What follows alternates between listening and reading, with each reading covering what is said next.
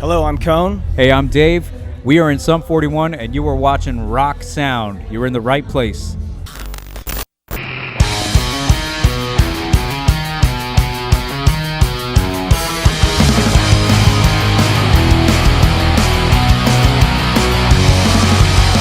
Hi, James Wilson-Taylor here for Rock Sound, joined now by Dave and Cone from Sum 41. How are you guys? Great. How you doing? Good, man. Good. It's good to see you guys. A credible show you guys have just done. It's got to feel nice being back in front of those UK crowds, right? They really seem to go for it with you guys. Dude, I mean, ever since, I got to say, like 2001 was the first time we were here. Yeah.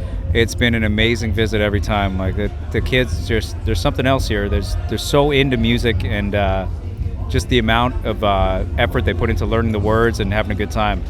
Yeah, we haven't actually played this festival in 15 years.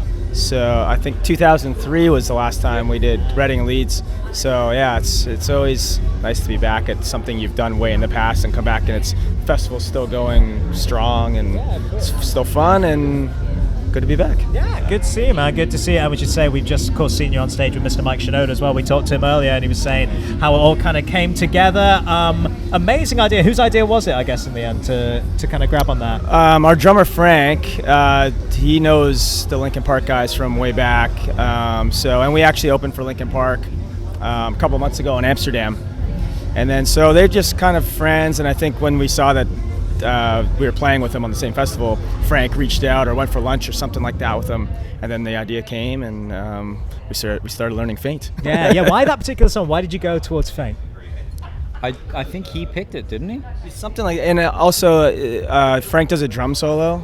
Yeah, so Mike was saying this. He was like, he didn't want to encroach on the drum solo because he liked it so much, which is nice. So in the drum solo, there's a little bit of Faint in his drums. So I think that was just like, we're already kind of doing it. So spark of inspiration there for sure. God, talk to you about these special shows. You've kind of been doing them on and off. I know you did in Warped Tour, which I want to touch on in a minute, but these Dozens of Confected anniversary shows. How's it been revisiting that particular album? Was there anything that surprised you relearning those songs? Any tricky bits to get to grips with again?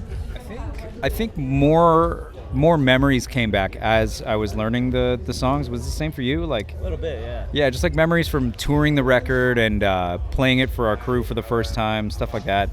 Really came like flooding back as I was learning, and I found out I'm still as bad at playing that record as I was back then. It's got to be nice as well. What kind of particular track off that album has got the best reaction, other than the singles, of course, which are always going to get a big reaction? Yeah, I don't know. There's, people seem to like Mr. Amsterdam. It's kind of like a fast, real up-tempo punk song. No Brains is always like a crowd pleaser, and those are kind of like deeper in the album. So it's always surprising. It's always surprising to play like those non-single songs, and people know them just as much as the singles, which is makes you feel good. Yeah, very, very cool. Very cool to see. You guys popped up at Warped Tour for a very special show on this final cross-country run. Just really want to ask about that because we've been asking so many bands. They've got so many memories through the years of how important it was growing up as well as playing. So what was that experience like being there? Was it an emotional day? It was pretty great. The best part was having our families out for it because it was something that built the band to an insane degree as far as our success in the United States especially.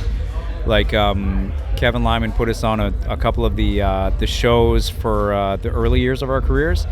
And we remember like loading gear across the field, like at least 1 kilometer, walking with cabinets, putting it on the stage, and then all of a sudden, like we were playing the very last one to an amazing hometown crowd, and yeah, it all kind of summed up, and it was a very emotional day for sure for me. Yeah, that's nice to hear. That's cool. Yeah, for sure. Any particular standout memories from Warped Tour over the years? Is there any like particular set that you saw and thought, oh, that's one I'm going to remember watching for a long, long time? I think for me, the best year was like the first year that we did the whole thing, which would have been in 2001 when Fat Lip and In Too Deep were just coming out. We'd already done the Warped Tour 2 years prior, but just like sprinkles, like Dave said. But that year was like the Boss Tones were on it, Rancid, Pennywise, Me First and the Gimme Gimme. So all these bands that we grew up through our teenage years watching, now we were playing on the same stage as them.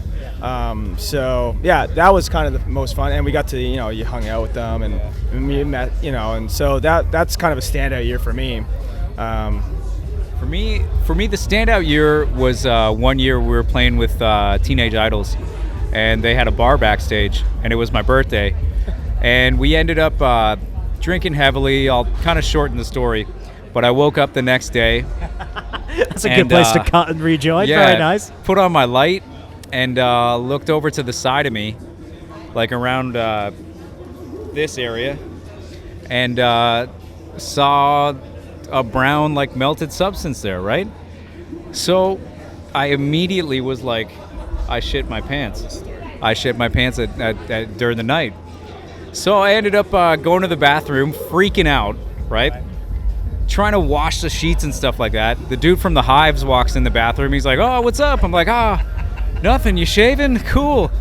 And it turned out somebody had given me an O. Henry the night before. I slept on it and melted it and woke up and thought I shit myself. Yeah, that old O. Henry candy excuse. Yeah. All right, Dave. All right, mate. We've all heard that one.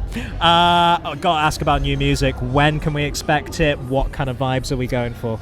Well, we're working on new songs. We've been demoing and getting together when we can and practicing some new stuff.